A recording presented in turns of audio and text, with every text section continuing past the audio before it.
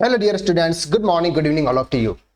TDS carry forward के rules and regulation क्या है सर? किस किस केसेस में टीडीएस को हम कैरी फॉरवर्ड कर सकते हैं, और अगर हमने प्रीवियस ईयर कोई भी रिटर्न फाइल नहीं किया है और updated income tax return file कर रहा है और अपडेटेड इनकम टैक्स रिटर्न में हमें टीडीएस रिफंड नहीं मिलता है, तो क्या उस टीडीएस को हम कैरी फॉरवर्ड कर सकते हैं ताकि हम नेक्स्ट ईयर ड्यू डेट से पहले अपना इनकम टैक्स रिटर्न फाइल कर उस टीडीएस का रिफंड ले सकते हैं। यह सब कुछ आज के इस वीडियो में हम डिटेल में बात करने वाला है।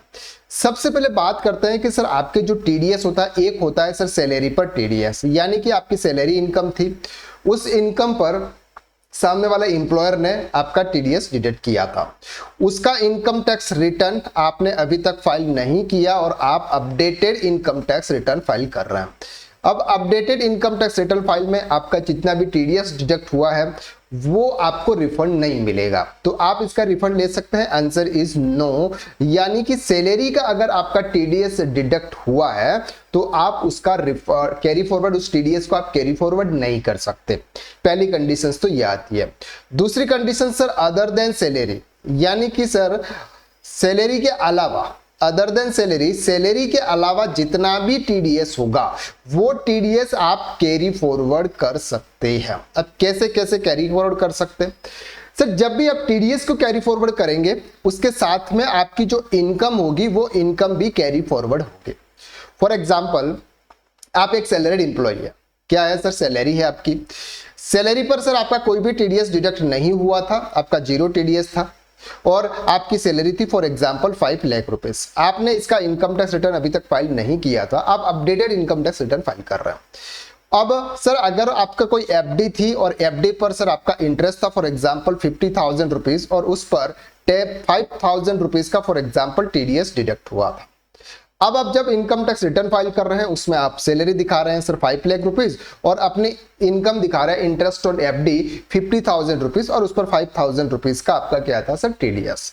अगर आप updated income tax return file कर रहे हैं तो ऐसे केसेस में आप क्या कर सकते हैं? सिर्फ और सिर्फ ये वाली इनकम आप इस ईयर फॉर एग्जांपल 23-24 की अगर हम बात कर रहे हैं, 23-24 फाइनेंशियल ईयर का अगर आप इनकम टैक्स रिटर्न फाइल कर रहे हैं तो आप सिर्फ उस ईयर में सैलरी शो करें।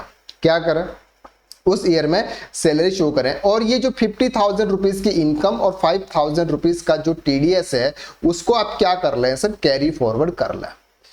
क्या कर लें? कैरी फॉरवर्ड कर ले। तो अदर देन सैलरी आपकी जितना भी टीडीएस होगा उसको आप कैरी फॉरवर्ड कर सकते हो, लेकिन इसके साथ में शर्त, कंडीशंस ये रहती है कि उसकी जो इनकम है वो इनकम भी इसके साथ साथ में कैरी फॉरवर्ड होती है। अब बात करें कि फॉर एग्जांपल 2024-25 में आप इनकम टैक्स रिटर्न फाइल कर रहे हो, 24-25 फाइनेंशियल ईयर का आप इनकम टैक्स रिटर्न फाइल कर रहे हो, उसमें आपकी सैलरी है sir for example 7 lakh rupees, तो आपने 7 लाख रुपीज की आपकी सैलरी आपने शो कर दी। अदर इनकम्स आपकी कुछ और है जो भी है आपकी। अब साथ में आपकी ये वाली इनकम जो इंटरेस्ट ऑन एफडी है 50,000 रुपीज, ये भी अब इनकम उस फाइनेंशियल ईयर 24-25 में ऐड होगी और 5,000 रुपीज का आपका यहाँ पर टीडीएस आएगा। तो अब इस टीडीएस को आप वहां पर रिफंड ले सकते हो अगर आपका टैक्स पेबल नहीं है तो इस तरह से आप क्या कर सकते हैं? अपने टीडीएस को आप कैरी फॉरवर्ड कर सकते हैं। अब एक एग्जाम्पल के साथ में प्रैक्टिकल देखते हैं। फॉर एग्जाम्पल हमारे पास में सर ये एक टीडीएस है, टैक्स डिडक्टेड एट सोर्स और इनकम अदर देन सैलरी। अब यहाँ पर आप क्या लिखेंगे सर? अपना 10 नंबर, यहाँ पर पार्टी का 10 नंबर आप लिख लेंगे, जो भी उनका 10 नंबर होगा वो 10 नंबर आपका यहाँ पर आ जाएगा। नेम ऑफ डिडक्टर आ जाएगा, gross subject to tax deduction. Sir अब कौन सी अमाउंट पे आपका टीडीएस डिडक्ट हुआ है ये वाला फिगर यहाँ पर आ जाएगा। Year of deduction financial year 24-25, यहाँ पर हमारा 23-24 आ जाएगा। टैक्स डिडक्शन अमाउंट कितना है सर? For example 5,000 rupees.